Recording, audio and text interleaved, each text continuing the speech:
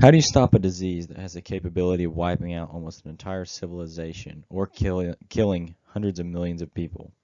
In May of 1796, Edward Jenner developed a safe and effective way to prevent people from getting the smallpox virus. He effectively fathered what is now known today as immunology and modern vaccination. Edward Jenner's findings may have since inspired many vaccinations that people use to prevent sickness daily.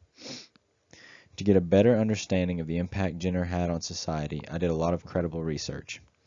I stuck to mostly government sites and medical journals. The first was Edward Jenner and the History of Smallpox Vaccination, written by Dr. Stefan Radell, who is in the pathology department at Baylor University Medical Center in Texas.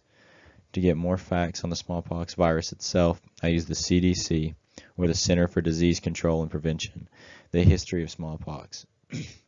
I also used Colette Flight, who was a producer on a BBC production about smallpox, to get more info on the virus.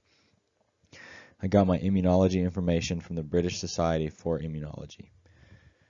Edward Jenner developed one of the most essential concepts in human history by stunting one of the most deadliest diseases and preventing many more.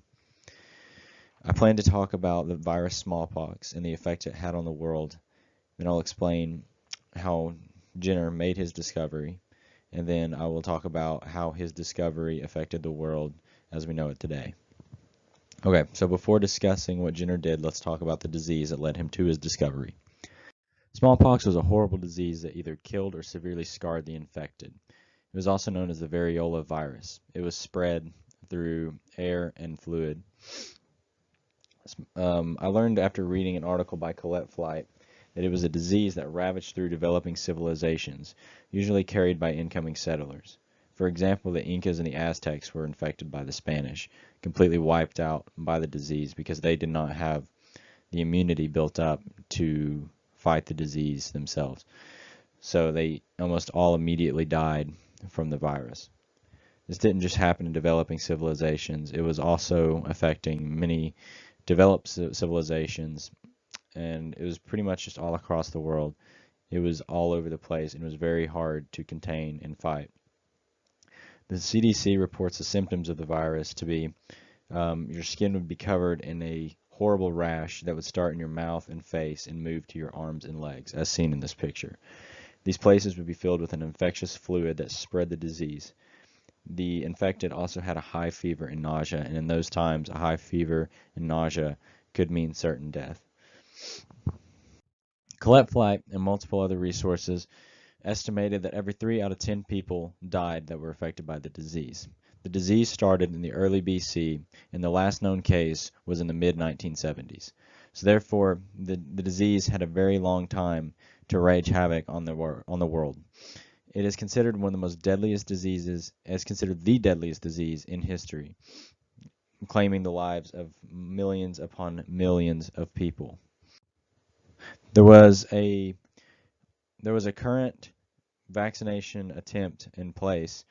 There was already a method going on before Jenner developed his, and it was by taking the smallpox virus itself and trying to give it to people to build up immunity, but it spreaded the disease more and made people sicker.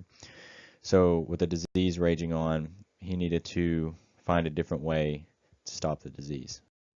With the disease raging on and the current vaccination method making matters worse, something needed to change. So Edward Jenner came along and made one of the most important discoveries in medical history. Dr. Stefan Radell wrote about his process and how he came to discover this discovery. So Dr. Jenner was apprenticing with a physician that lived on a farm. He noticed that the milkmaids did not get smallpox after being exposed to cowpox. It was kind of like a general known knowledge around farm communities. Their immune system developed an immunity to the virus from the much less severe cowpox affecting them.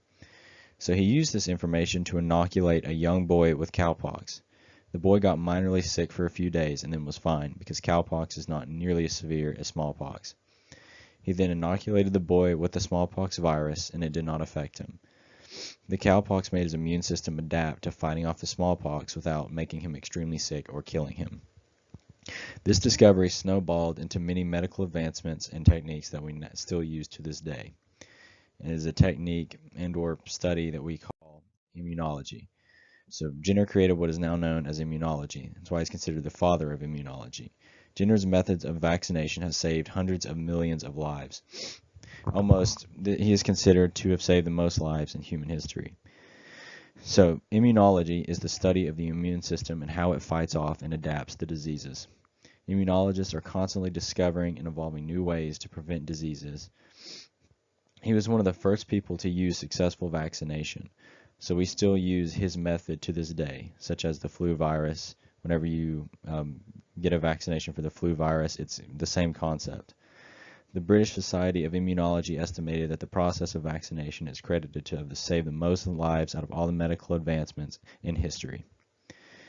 To summarize Jenner and his findings, smallpox had claimed many lives until Jenner made his discovery. His method changed healthcare forever and went on to save many people. And his influence is still thriving and changing and adapting to this day. Every day, scientists are creating new ways to prevent diseases. And by creating this vaccination, Edward Jenner became one of the most popular figures in medicine in history. So that's how you stop a deadly virus that spreads like crazy. You don't cure it, you just simply stop it in its tracks. Like the proverb says, an ounce of prevention is worth a pound of cure. It's much easier to prevent a disease than it is to cure.